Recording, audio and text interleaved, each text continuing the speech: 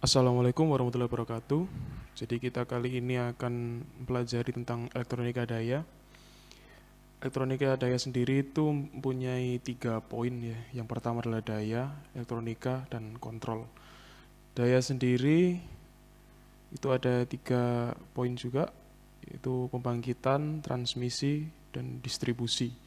Selanjutnya elektronika ada perangkat solid state, rangkaian elektronika, pemrosesan sinyal. Jadi rangkaian elektronika ini digunakan untuk mengontrol daya tinggi, sedangkan pemrosesan sinyal sendiri digunakan untuk memproses sinyal berdaya tinggi. Jadi bukan seperti sinyal digital.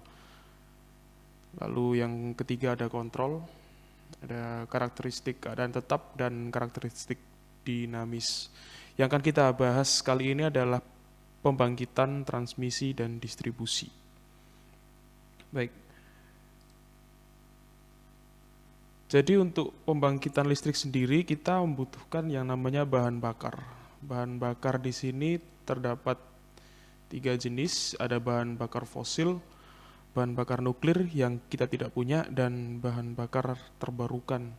Jadi bahan bakar fosil sendiri ada beberapa contoh, yaitu batu bara, minyak bumi, dan gas alam. Lalu bahan bakar terbarukan ada tenaga surya, ada tenaga aliran air, dan ada angin. Lalu bahan bakar tadi digunakan untuk menggerakkan turbin.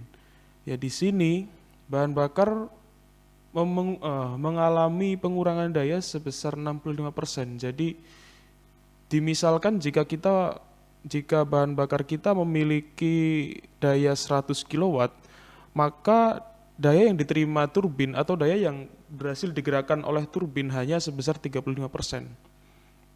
Sebesar 35 kW. Lalu setelah dari turbin menghasilkan energi mekanik digunakan untuk menggerakkan generator. Generator menghasilkan energi listrik, disalurkan dengan saluran transmisi, lalu didistribusi kepada beban, yaitu digunakan untuk keperluan-keperluan lain. Nah, daya yang diterima oleh beban ini hanya sebesar 16%, yaitu jika diasumsikan seperti tadi, maka kita hanya mendapatkan 16 kW daya. Hal ini disebut loss of power atau pengurangan daya yang disebabkan oleh beberapa hal, diantaranya adalah konversi AC ke DC dan DC ke AC yang dilakukan dan rangkaian elektronika yang belum optimal. Jadi, tujuan kita mempelajari elektronika daya adalah kita dapat mengoptimasi sistem yang sudah ada dengan meningkatkan efisiensi pada penggunaan bahan bakar atau pada proses transmisi dan distribusi. Sekian, terima kasih. Wassalamualaikum warahmatullahi wabarakatuh.